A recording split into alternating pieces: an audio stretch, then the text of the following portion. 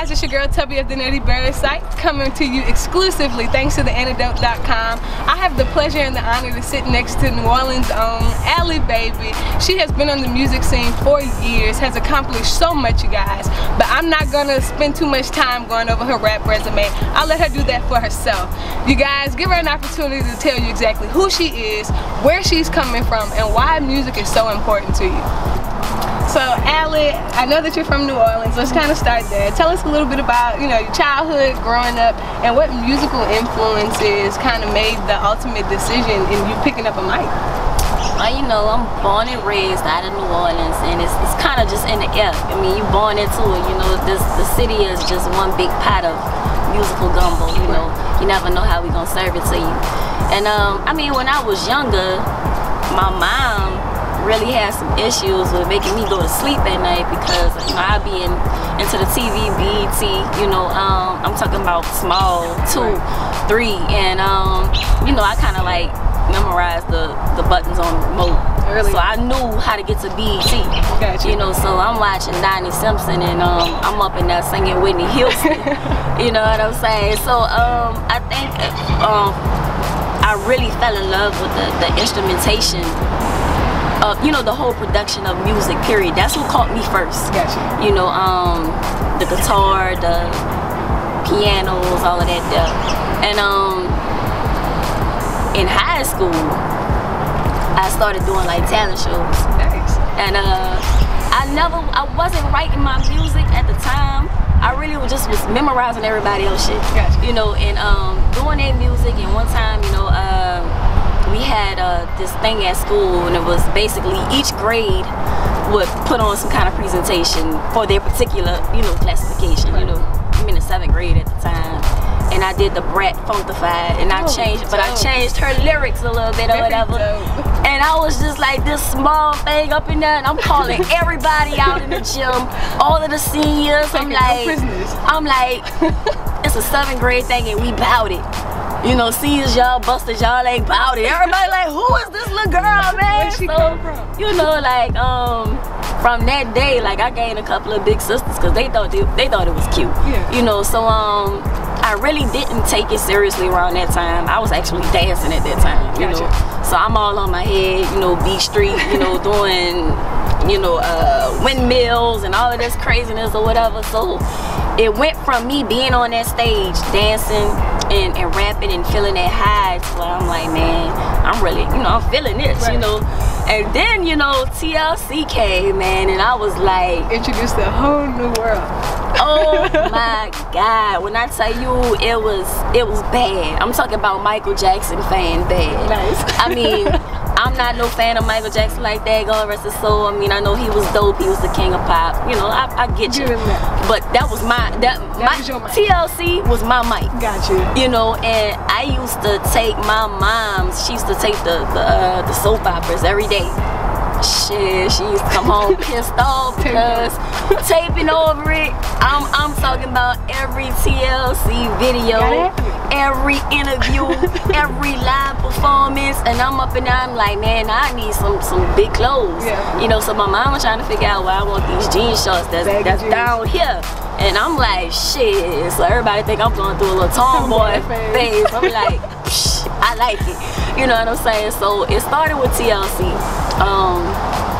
Graduated from high school, got in this group called Black Ice. It was under the direction of Q93's Wild Wayne. And we was super young. We managed to do a lot. We went on tour, opened up a lot of folks. We was on the G-Unit tour. Yeah. So, we in there with 50, we living a life, we on a tour bus, and we like... experience, just take a moment to really think back, put yourself back in those shoes. Being so young and being able to accomplish so much, and it was just really genuinely being able to express yourself. People don't understand that music is really self-expression. So, how was that experience being around all of these big names at the time that the world is recognizing for their music and understanding, hey, I belong here, this is a part of who I am, and it's effortless? Unbelievable. I mean, it was an unbelievable feeling because here it is, we thought we was like a small act. It didn't hit us till later that, we were really popping in the city like that.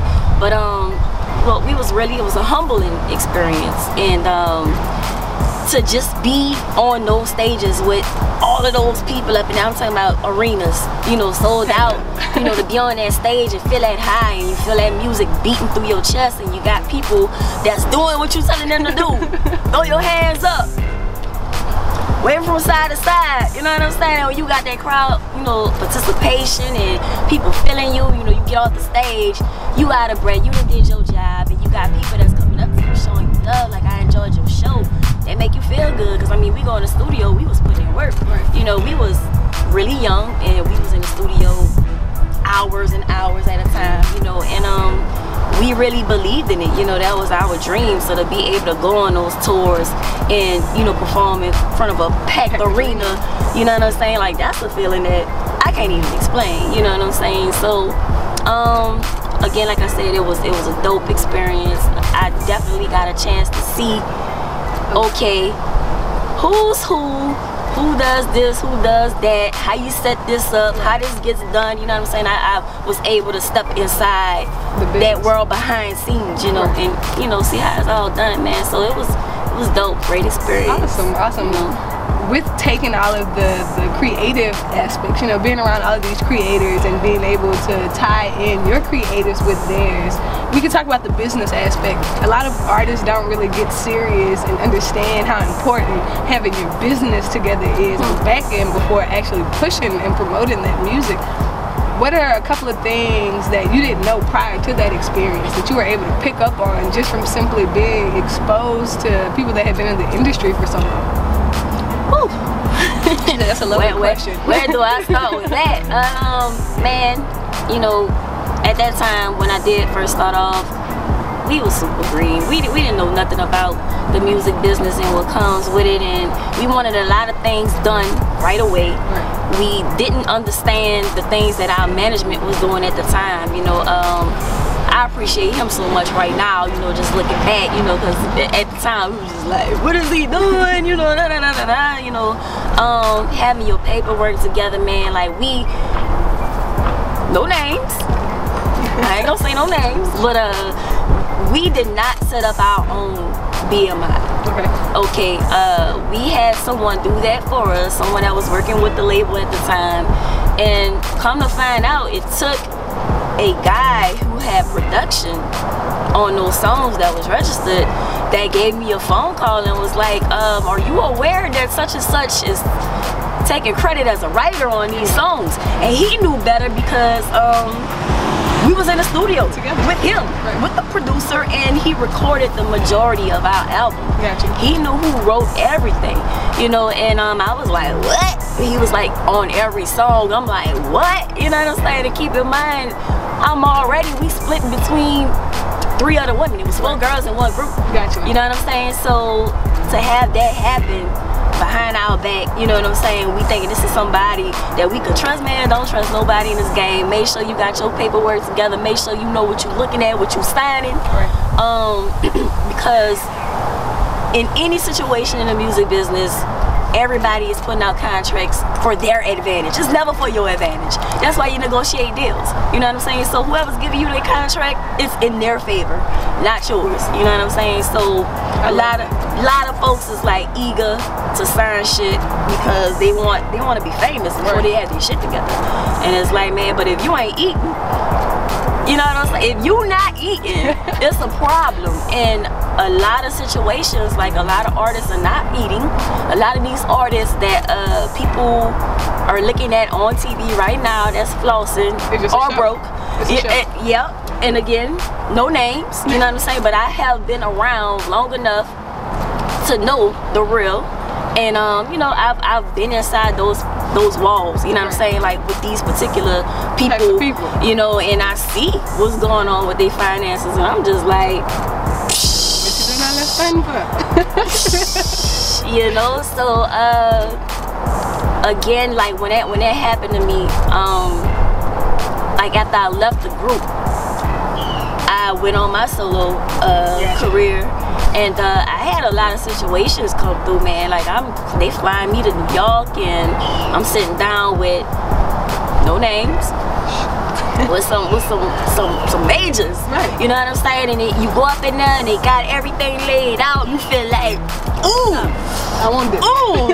You know, you at this long table and you got these people sitting there and you the executive at the table. You know what I'm saying? And you got your music playing, they going through the tracks and they're like, yes, Allie, because you know they got all that, you know, they all straight up jackets. You know, and I'm like, man, I'm about to blow up. It's about to be on it. It's about to pop. Right now, it's for me. Man, I'm talking about they treat you good, they feed you, they make sure you put up in a nice hotel, you know, everything good, fly you out, all that. Get that paperwork, you get to your lawyer, and your lawyer's like, no, what is this? First of all, and I'm talking about you, I'm working, and this time I'm working with lawyers that's representing a lot of high-ass clientele, you know what I'm saying? So yeah, so he knew his shit. Right. You know, took it to more than one lawyer. And the shit that they had in this contract, it was just like unbelievable. It was unbelievable. And I mean, at that time when I was presented my first deal, if I was, you know, like gullible, ignorant to the fact of this business and all of that, I would have signed just off the strength of the advance. Right. Like, let me get that. Let me get this money. You gotta pay that back. You know what I'm saying? So it wasn't in my favor. They wasn't willing to negotiate a lot of the terms, so I had to walk away from it. You know, and so forth. I mean, once something hits you one time, then you get it again, and then you get it again, and it's just like, you know. And I mean, you gotta have. One thing about this business, if you do not have a passion for it, you will quit. Yep. Because I've had more situations come my way and my family would be like, so you not excited? I'm like, no. Not yet. You know, I've been there. You know what I'm saying? Like, I can't allow myself to get excited because 9 times out of 10 is never what it seems. You know, and you know, you get burnt out sometimes. Right. So if you're not passionate about this business, you will quit. So do not get into it if you not. If you don't have no love for it, then it's not for you. Now, understanding, and I hope you guys really take heed to a lot of things that she said, because having your paperwork in order and understanding that this is not easy, and it looks fun and the fame of it is cool, but the amount of hard work and the disappointment and all the backlash that you deal with is very much so real. It takes a very strong type of person to be able to continue to grow in those type of environments. But knowing that you've had to kind of come through that earlier time span where you were growing as an artist, you were learning as a young businesswoman, you were kind of figuring out who you were as a young adult, experiencing certain things, you do kind of understand that a lot of people look up to you based off of your resume, the albums that you've dropped, the group experiences, the live performances, the traveling. And I know that we gave business advice, but for those young girls that look up to Allie Baby and they want to be like you, the way that you sat and wanted to be like TLC, what advice can you give to them? Not even just in the music sense, but in the everyday sense that can kind of help them get through those situations we know that they deal with every day. I would say in life period, figure out what it is you want, because anything that you're pursuing, whether it's music, whether it's to be a doctor, whatever, if you don't go into it knowing what you already want, they will tell you, you know, like they gonna give it to you, they gonna tell you what you need, you know what I'm saying, versus you already knowing what you want, you know. So I would say already, you know, have it in mind, this is what I want to do, this is what I want, this is my goals, this is who I am as a person, you know. It's easier said than done saying to know yourself, I mean, you know who you are as a person, because it's a growing experience. Right, I'm changing every day. Right. I still don't know who the hell I am. You know, but I do know what I want, you know what I'm saying? So just know what you want in life before you pursue anything, and just ask yourself over and over, is it for you? Are you willing to, you know, get dragged around a little bit, you know, go through the fire, you know what I'm saying? Like, ask yourself, are you willing to do all of that? Because man, 9 times out of 10, if it's something that you're pursuing that's just like over the top, you gonna go through some shit. Yeah. You know what I'm saying? But I mean, that's what makes people who they are, because everybody can't do it. You know what I'm saying? Like, I mean, these high profile celebrities or whatever, everybody can't do it. So that's what makes them special. You know what I'm saying? So I would just say go into anything knowing what you want already from the jump. Nice, very nice. Now, when we talk TLC, they were a phenomenon for a long time for a lot of young black girls. They were the standard for what music was and just being cool in general. But I know that you've actually had the opportunity to work closely and personally with a lot of people that have been looked up to in the same kind of way. Now, we'll kind of start with Drumma Boy because I know that you work closely with production with him. How was that whole experience? How's he as a person, and was he able to influence your music for the better? Oh man, Drumma is good people. I met Drumma, I was actually rapping with Lil Scrappy's G's Up, and he was on tour, and Drumma, this was, we were in Memphis. Drumma's from Memphis, Tennessee, and we had a show in Memphis, and Drumma came through with a beat CD. People were still putting shit on CDs at the time, and he was kind of like scoping me out though. Like he was asking Scrappy like, you know, what's up, who that is? You know, he was like, man, that's Allie, she rap, blah blah blah blah blah. You know, so when he found out I could rap, you know, it went from, you know, just being an attraction, she cute, to well, dang, you know, I respect her. You know, shorty, you need some beats, blah blah blah blah blah. I'm like, yeah, you know, at this time he up and coming, you know, so I'm thinking he talking crap, you know, but Drumma was mailing me CDs, you know, with beats. I'm talking about full CDs, you know, 9 tracks, 10 tracks or whatever, and I hit him up and be like, man, I like this track, can I have it? He like, man, you know, yeah, do your thing on it, let me see what you lace to it, and I'll let you know if it's yours or not, you know what I'm saying? So, you know, I do that, and we kept that relationship going for a while, and I started going to Atlanta recording a lot, and Drum was like, man, I'm in Atlanta. I live here now, you know. At this time, Atlanta was like the music hub, so everybody was moving out there. So I got in the studio with him a couple of times, and you know, we just started clicking, you know. And he like, man, look, I got my label. I'm trying to do this, you know. I got Drum Squad. And I'm just looking at him like, all right, whatever, nigga, you know. So we'll see. You know, yeah, you know, I'm a show me type of person. Yeah, you know. So you know, he stayed thorough. And every time I would go to the A, it was always love, and you know, he always looked out. He was like, man, you need to move down here. And I'm like, can't leave home, man. Right, you know what I'm saying? I'm like, just move. He was like, look, everything out here, you know, the music scene popping, you know, I got you, you know, come mess with my label, da da da da da. So I moved. Right. You know, I was in a relationship at the time. I told him bye. You know, you can't come, I can't stay. What you gonna do? I mean, I'll come visit, you know, you come to me out, you know, so did my thing with Drum Squad. It was a clique of us. All of them was from Memphis. I was the only one that was from New Orleans. So how different was that? You know, just looking at the types of music that we make and the way we structure our songs. Was it an adjustment period where you had to really come in and sit down and it's like, okay, let me try to like work this out where it fits that sound, or was it more like, okay, you're gonna have to level up and meet me too? How was that? It was actually an advantage. It was a great thing because I stuck out. Gotcha. You know, I was the only one with the New Orleans accent. I was the only one who had a different flavor. So, you know, they was waiting to hear me in the studio. You know, listen to the tracks and be like, oh, that's that girl from New Orleans, you know. So it was good. It was great. You know, I had my own sound, distinctiveness, you know, from my New Orleans drawl to, you know, Memphis definitely got their own sound. They swear to God, we country. I'm like, nah. Nah, y'all country. Nah, you know. So it was a plus for me. It was an advantage. It was no adjustments I had to do on my end. They stuck with their sound. I stuck with mine. It was also another female in the group. Gangsta Boo, right? Gangsta Boo. Let's talk that. First of all, black females, we do not get the option to be emotional without being angry or without having something go wrong. It's just not human nature for us to get upset. Right. So when you have two hard-working black women in a position where you do have some type of power, like people respect you, they respect what you say, they respect how you feel and what you think, Was it like a clashing, catty type of experience, or was it really like that moment of empowerment when it's like, okay, we're both doing the same thing, I support you, you support me? Or was it more just casual, like, okay, we both on the label, I respect you as an artist, you respect me as an artist, hey and bye?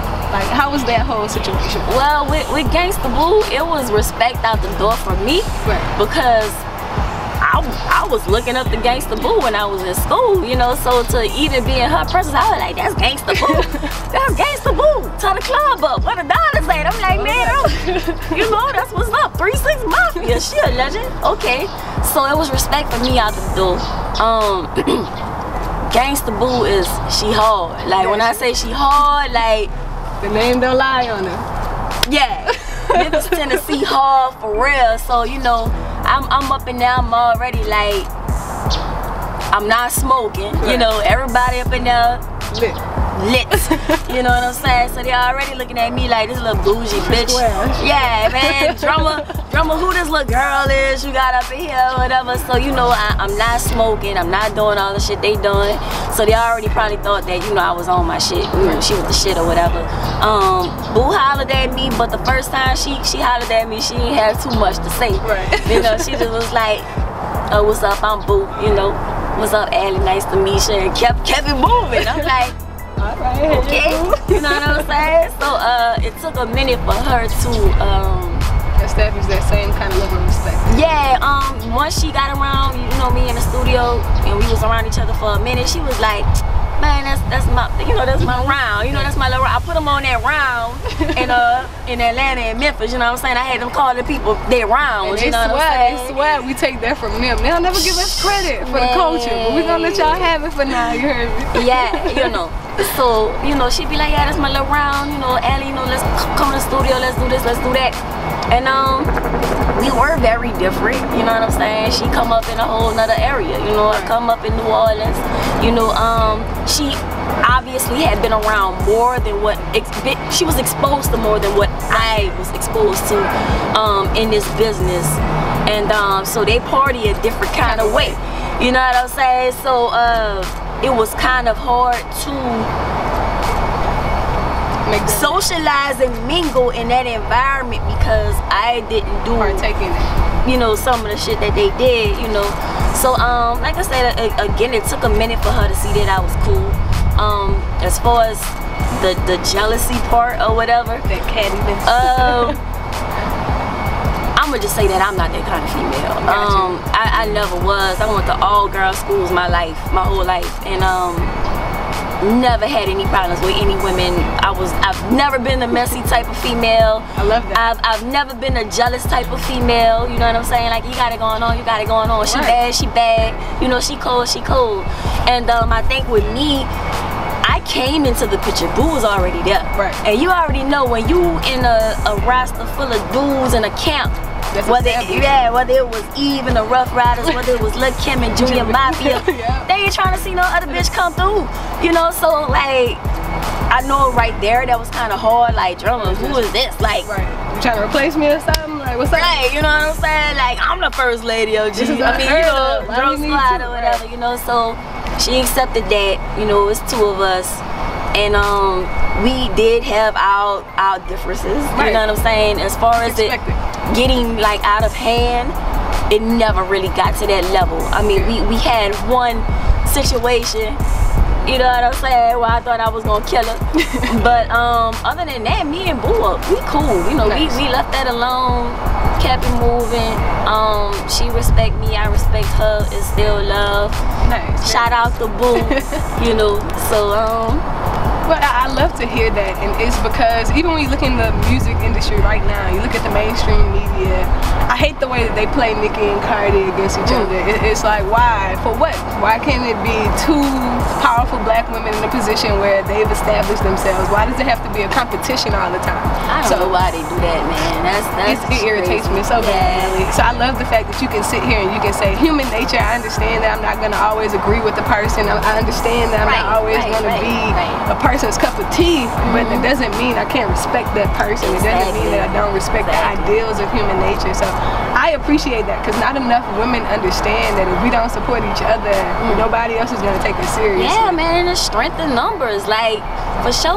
Like how you said, like, if women don't respect other women, like, no one's gonna take you seriously. And I'm like, we so much stronger as a unit, like unified, like all that other shit. I don't get it. I really don't get it. I'd rather have 20 bad chicks with me than 20 bad chicks like spaced out, like this bitch, that bitch, and we all mad and we don't know why we mad. You know what I'm saying? Like, people playing us against each other, like it's stupid. You know what I'm saying? I'm not about it. You know, it's strength in numbers. I like unity, and I'm all for women empowerment. Great, I love that so much. Now, I know that you had the opportunity to work with so many big names that to sit here and kind of lay them all out, I think your interview might span out to be 4 or 5 hours. But I know that you actually had the opportunity to have a mixtape hosted by someone, and he also did some production for you. So I'll go ahead and let you introduce that whole idea, how that came into being, like that relationship, and how that experience was for you. Don Cannon and DJ Drumma, they came out with Gangsta Girls, and that was the hardest mixtape in a long time. Man, I mean, everybody, that was like, woo! You wasn't bumping it. That was the mixtape era. Yeah, if you ain't have them hosting your mixtape, then ain't nobody was listening to your mixtape. You wasn't officially right. You ain't have Gangsta Girls. So again, shout out to Lil Scrappy. I was touring with Lil Scrappy. DJ Drumma was his DJ at the time for the tours, and Scrap put me on a spot one time at a show, and I spit. Nice. And Drumma got the chance to see. So when we got back on the tour bus, Drumma was like, he talks like how he hosts mixtapes. So he was like, "Shorty, you ill? You from New Orleans?" Like, he yelling at me. And you like, you know what I'm saying? But nah, he talked to you in that Gangsta Girl's voice. He was like, "You ill? You know, you got something going. You know, da da da da da da." And I was like, "That's what's up." You know, DJ Drumma gave me a coast. All right, that's what's up. So I started working on my mixtape, and I went to Drumma, and Drumma introduced me to Cannon, and he was like, "Look, you know, we gonna host your mixtape together." Nice. And they collabed on that thing, and I had a Gangsta Girl. And basically kept my relationship with them, you know, over time, you know, living in Atlanta, you know, of course, I was running tongue or whatever, and my next mixtape that came out under Drum Squad with Drumma Boy, I hooked up with Cannon again, and he produced the track for me called I Want the Life. So that's how that relationship, you know, came about with DJ Drumma and Cannon. They still doing their thing. Cannon, I think, is still producing.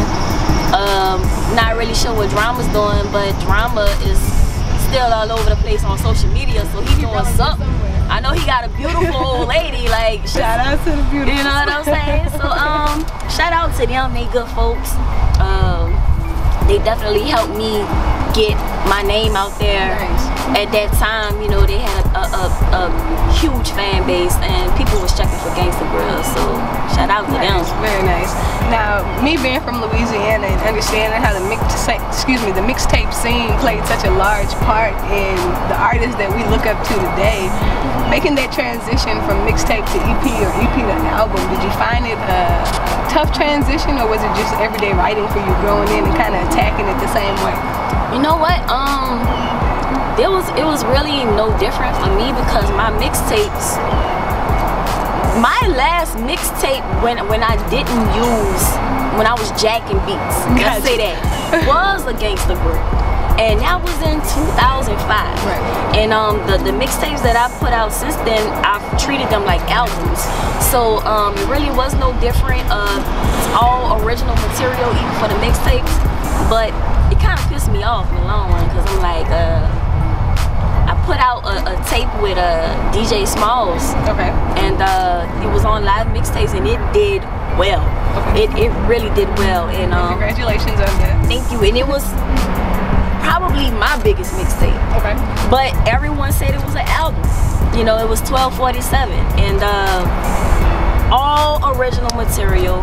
Again, I treated it like an album, got it mixed.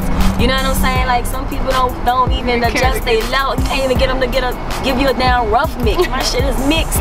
You know, I spent money on it, and I put everything into it. You know, same thing with my last tape, Wifey. You know, all original material. I put everything into it. Treated it like an album. Now I'm to the point where I'm like, man, I'm not giving these motherfuckers no more free albums. You know what I'm saying? Like, don't get me wrong, I love my supporters. I don't call nobody fans. I love my supporters, people that's been rocking with me. And I feel like I've given stuff out for the free for too long. And I mean, the state of music right now, you don't need a full-length album if you not popping like a Nicki, a Cardi, a Kendrick, if you don't have that base, that large fan base, do not waste your time creating a full-length album, because 9 times out of 10 they're not buying it. Okay, nobody's barely buying music right now, unfortunately. So it's downloaded. Yeah, it's the harsh reality of it. And it's like, why not wait until you have that clout, you know what I'm saying, that respect, and people checking for you to get a, to put out an album. The smartest thing to do, closest to an album, is put out an EP. You know what I'm saying? Give them 6 songs, call it a day. You know what I'm saying? Keep doing that. You know what I'm saying? Like, save some time, save some headaches, and some good music. Save some money in the studio for your studio time, because you going up in there, you got 21 tracks, and you put it all on one CD. I mean, it's just a different day. And I mean, honestly, people are just dropping singles. Keep dropping singles. The key is to stay relevant. Stay relevant. So you gotta be consistent. The game is oversaturated. You know, so if you're not in their face, they will forget, because everybody's putting out music, and the people who are relevant are consistent with their craft. And I even had to realize that, because I even slept for a little bit. You know what I'm saying? Yeah, I took a break and just to get back up, like, damn. You know what I'm saying? What I did that for? You know, so you gotta stay consistent. I would say throw out singles as much as possible. Don't focus so much on a full-length album. It's a new day in music. You know, save that for the big show. You know. You don't bring out the whole act during the talent show. You save it for the opening. Exactly. And it's just as effective. You know what I'm saying? Throwing out singles, staying in their face, put out these visuals. You know, another thing I would say is try to figure out how to stand out, because by being oversaturated, it's just like, you rap, everybody else rap too. Like, shit, you know, the dude across the street rapping, he like 50 years old. You know what I'm saying? Like, it's just real. You know, everybody rapping. And I blame it on social media technology, because they're making it easier for everybody to be able to do it. You know what I'm saying? Like, everything is no standard anymore. Yeah, everything is accessible. You know, you could go in your closet and do something and throw it on YouTube. You know, so I would say definitely, you know, pick your lane, stay in it. Don't try to ride nobody else's way. Don't, you know, be you. Be genuine. 9 times out of 10, if you trying to sound like another person, you gonna be just that. You trying to sound like this person, and instead you gonna be their shadow. You know, instead of, you know, standing out. Yeah, you know. So I would say be different. Do all that you can to stand out. Now, I do love the fact that you come in such a small package, and I'm not trying to be funny. Like, if we were to stand up right now, you know, Allie Baby, you heard me. But just being 100, listening to the voice, the concept, the delivery that comes from your person, it's so much bigger than the actual frame that holds it. And I do respect the fact that you've spent a long portion of your career holding to the fact that you're genuinely yourself. Nobody's gonna stop you from being who you are. And that in itself is such an empowering thing for the females that look up to you, and I think it's beautiful. And I know that recently that you've rebranded yourself, so to speak, and you created a brand that you're pushing right now. Tubbi like merch. Tubbi like to be the merch person. Make sure y'all hit up my girl and get your shirts. But I'm gonna let her explain a little bit about the brand, how it came to be, and why you guys should support it. And you know I'm a huge advocate for it. Support black businesses, from the smallest of black businesses to the largest of black businesses. But hustler at work. When you think about a hustler in the concepts of reality, you see a person that's genuinely doing whatever they have to do to make ends meet for their family. Like where I grew up, that's what a hustler was. Now, speaking so far that the media presents a hustler is a drug dealer, a hustler is somebody that's breaking down the community, a hustler is a no good person. Let's talk about a hustler at work. Let's talk about how this brand came to be important to you and why you wanted to do so well. You know what? I don't know why when people hear hustler, why they think that. What she just said, like, I mean, it don't mean that I'm out here pushing. Right. You know what I'm saying? A hustler is somebody who goes out there and get it. Right. You going out there, you go and get it, you go and make it happen. You know what I'm saying? It's a lot of Billies and Johns that are hustlers. You know what I'm saying? So the way that this came about is because, you know, I've really been independent. Right. You know what I'm saying? Like a lot of people think my affiliations with Drumma Boy, Manny Fresh, and Scrappy, and you know whoever. A lot of people thought I was signed. I haven't signed anything. A lot of people don't get that. A lot of times in those situations, you are still funding your own stuff, and a lot of times you're really the only one that's really going hard for you. Right. So, you know, I kind of like was like, damn man, like I'm doing this, I'm doing that. I started hitting the road when I was really young, traveling by myself, driving to Atlanta, driving to wherever I needed to go, to where they gave me the name Highway Shorty. You know, she gon' get it, you know. So I was like, damn, you know what? I'm kind of operating as a label. Right. You know, I'm funding my own stuff. I'm going here, I'm going there. You know, doing these videos, writing my own treatments, and just shit. Damn, you know, I'm like a hustler for real. Hustler at work. You know, so it kind of stuck with me. And I was like, you know, nah, I ain't gonna make it a label. You know, even though I am operating like a label, you know, I'm like, man, you know, I really want this to be like, you know, like a motto, something to live by. You know, so hooked up with my dude Ryan in Atlanta. He presented this to me, and I was like, I'm with it. You know, I'm rocking with it. You know, so Paul is really it's still a baby right now. It's in the beginning stages, and we just got the merch, we just got the shirts. You know, it's brand new, you dig? But I believe in it, and a lot of people rocking with it. A lot of people love what it stands for. So it's available. Hit me up. You know what I'm saying? Get that on your back. I already know. Hustler at work, you know. So y'all gonna hear a lot more about her, you know, as I start getting more items in, you know, from the hoodies to the fitteds. You know, we be going all in. Sweatpants, you know, socks, headbands. You want it, she got it. Yeah, make sure you hit up. Hit me up, man. Hustler at work. Wonderful. You guys, seriously though, make sure you tune in. Hustlers at Work. They're planning some great things coming into 2018, and you want to be a part of it. Yeah, that independent hustler vibe. And again, I understand the two definitions. I understand what it means for our culture. I understand what it means when it's an outside force looking in. I respect the everyday hustler. My father was a hustler, woke up at 5 in the morning and built houses from the ground up by himself. In my opinion, a hustler is anybody that goes by any means necessary to do what they need to for the betterment of their people. So I respect the hustler at work. I respect you for taking that concept and making it such a real thing. Now, music-wise, I love to get into the history of it. I love to understand who you are and where you came from. But we're gonna take a moment to really focus on what you have going on right now. I know that you've been making music for a very long time, and you've come into yourself, you've lost yourself, you found yourself again, and you're still growing. You're working on a single right now. We've already understood that we won't be expecting any albums anytime soon, but the singles are coming, and you are still working hard in the studio. You have a single out right now, No Feelings.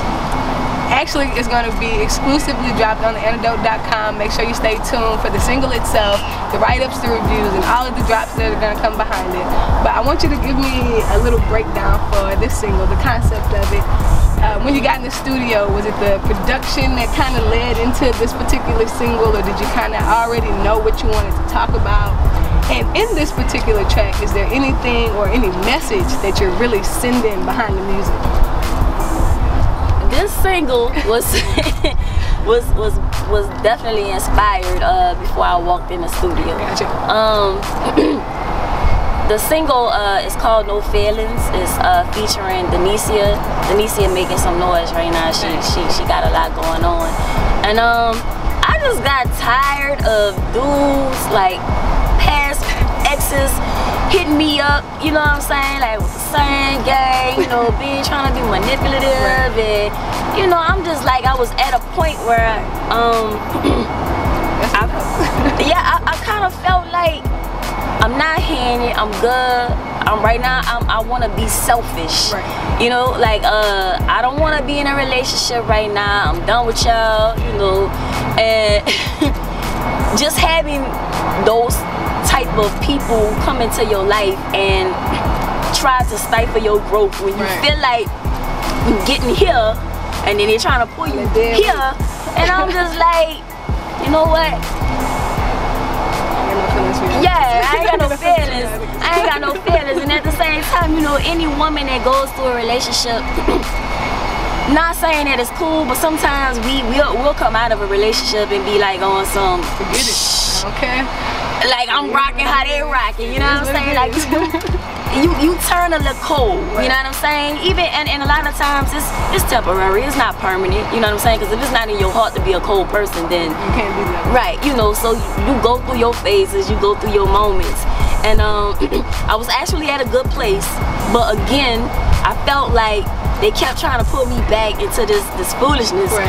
So I'm like, you know what, man? Like, I'm gonna take my feelings out of it, and I'm gonna get what I want out of it. I'm gonna take my feelings out of it and get what I want out of it. You know what I'm saying? So I'll rock with you, but I don't want no relationship. Okay, if this is what we do, this is what we doing.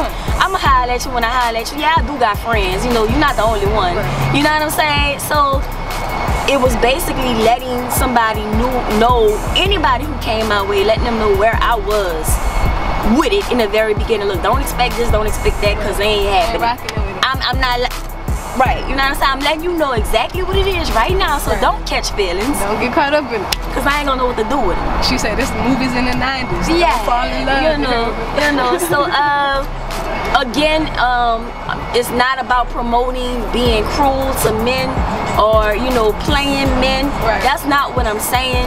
It's basically saying everybody has a limit. They get fed up. Everybody has their limit. Women tend to take more than they should. Right. And I think that every woman is entitled to have a time in their life where it's about them. Be selfish. Right. You know what I'm saying? It's nothing wrong with it. And I think, you know, if you let somebody know from the door what it is, if you, then it's not considered playing with somebody's, you know, emotions, you know. So that's what No Feelings is about. Is a lot of women empowerment in that song. Is telling women to go, girl, look, get your money, you know, chase your dreams, you know, do you cool, you know, I mess with you when I got time, you know what I'm saying? But it's nothing more, you know what I'm saying? We can have fun. That's about it, you know. So that's No Feelings.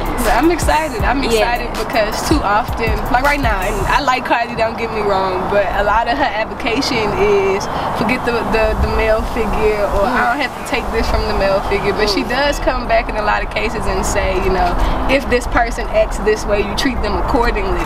And I like the fact that you're representing that idea without the confusion of it. A lot of younger women don't understand what Cardi's saying when she puts it out there. They just look at it like, oh, forget these dudes, whatever, I'm gonna be like this, I'm gonna be like this.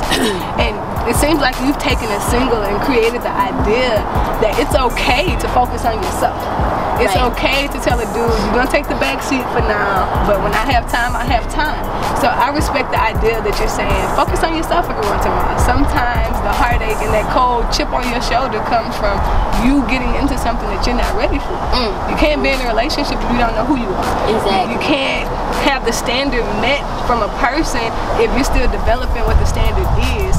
So I like the fact that you were able to take another female and get on this track and really push the idea that growth is important, and sometimes you have to cut people off to make that growth possible. So I do love that. I'm excited to actually be able to debut the single itself. Again, make sure you guys tune in exclusively right here at antidote.com for that. Now, 2018. I'm gonna sit back for this one because I know that you guys have some things on the books, and I'm not asking you to tell me everything. I already know how this goes. I'm gonna get what I can, y'all. I'm gonna get what I can. What are we looking at? Are we looking at more singles? Are we looking at tour dates? Are you actually gonna be hitting the stage in New Orleans? Are you gonna be in Louisiana at all? Like, what is 2018 opening up for Allie Baby? 2018, well, like I said, No Feelings is out right now. We did say we wasn't really doing no albums right now, but we are working on an EP. Nice. No Feelings is the wave right now. That's what I'm really focused on. And basically touring, shows, I got some acting things I got going on, you know what I'm saying? I'm writing a couple of things, taking a couple of classes. I acted. Alright, now I love my black actresses. I want to see this. How did you get introduced to that idea? Was it something, I know that you were a dancer, so entertainment is no stranger for you. Yeah. How did the idea for acting get introduced, or was it something, are you ready for something different? Acting. I started off with some really low budget films. Back in the day, Cain and Abel was putting out a lot of films, and it wasn't, it wasn't really. I can't say that I learned anything in that point, but that's where it started. And Charles Dutton, are you familiar with Charles Dutton? I've heard of Dutton and a lot of the work that he's done, but I haven't had the opportunity to personally meet him. Everybody definitely knows him when you see him. He was Rock the Trash Man, and he played in a lot of movies or whatever. And I met him before. He reached out to me at one point about doing a song for a soundtrack for a film that he did, and we kept a relationship. He reached out a couple of years later and said that he was in Philadelphia, and he was directing a movie and also acting in the movie, and he wanted me to audition for it. Nice. I auditioned for the movie and I got the part. You know what I'm saying? He was like, look, you have to bring your A game. Just because I know you woman don't mean you just gonna get, you know. So I'm like, all right, cool, you know, give me the script. I auditioned for it, got the role, got a chance to work with Clifton Powell. Nice, very nice. Tasha Smith. I didn't even know Tasha Smith was a twin. And I found out on the set. Years later. Jada Kiss, Felicia Pearson, Snoop from The Wire. Shout out to Snoop. Snoop had me scared on set for a little minute. Snoop is Snoop from The Wire, okay? She didn't have to do too much acting. Trina, Meek Mills at the time. A lot of cultural aspects. Yeah. And it was one thing about it. I had a big role, like I was a supporting actress, so I really had a lot of camera time, and I had a lot of shit that I had to learn.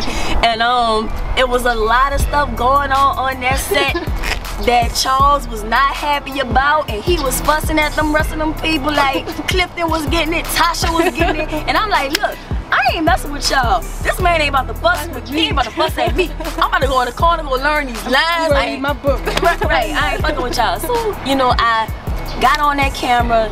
He told me to deliver different ways, you know what I'm saying? This time I want you to be sinister, this time I want you to be emotional. And I gave him everything that he asked for, and I surprised my damn self. Nice. You know what I'm saying? And I think it may have been the pressure on the set and me being afraid to upset him. Right. I came with my A game. I basically got a lot of phone calls after that. He sent it out to a couple of people, raw footage. Like, we still on set, you know, this wasn't even edited, and he sent it out to some folks, and he was like, who is she, you know, who's representing her, whatever.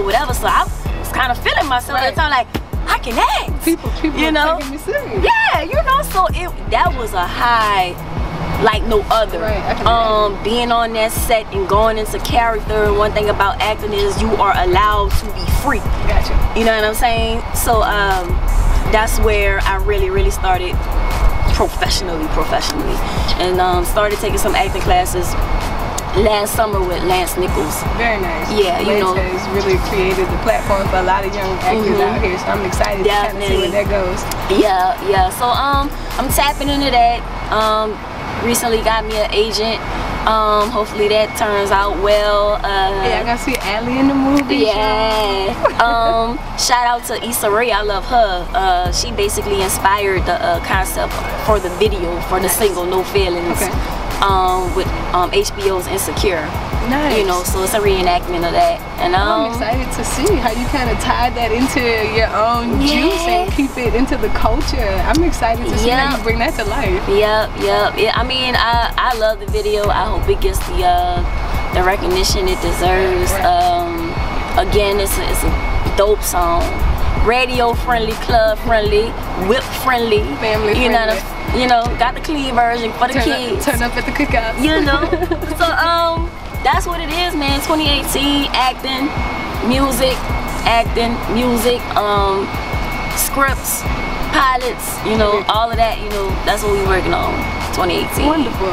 So aside from the music, acting is about to be a big thing for you. I can't wait to see you in front of the camera. I don't think a lot of artists understand that when you do go to start creating those visuals that's paired with your audio, that you do become an actor.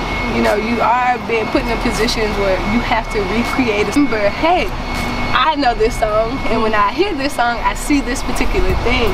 So I cannot wait to see everything come together for you. I know that you've been working hard for a very long time.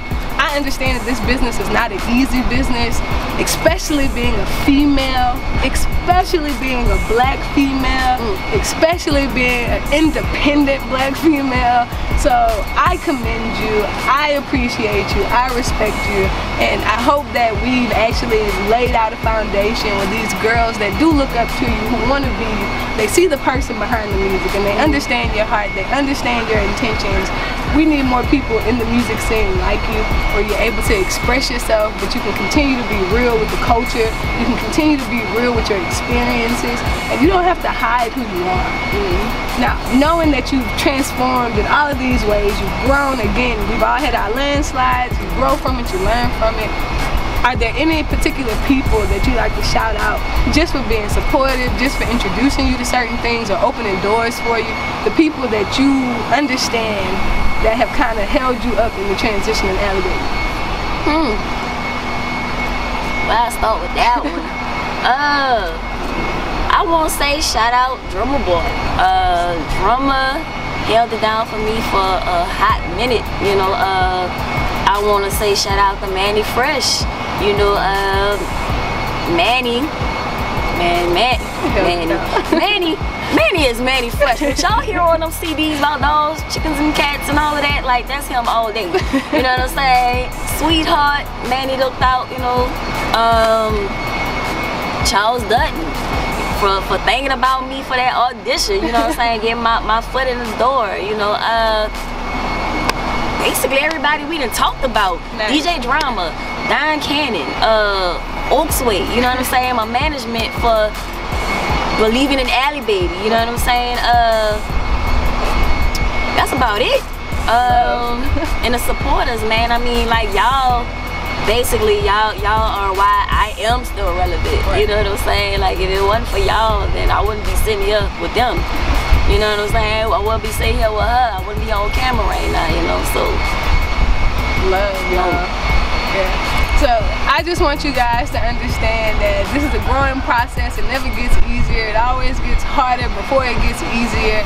You have people right here in your communities, right here from your hometown, who believe in what you believe in, who understand what you understand, and who are paving the way for you to get the opportunity to be better.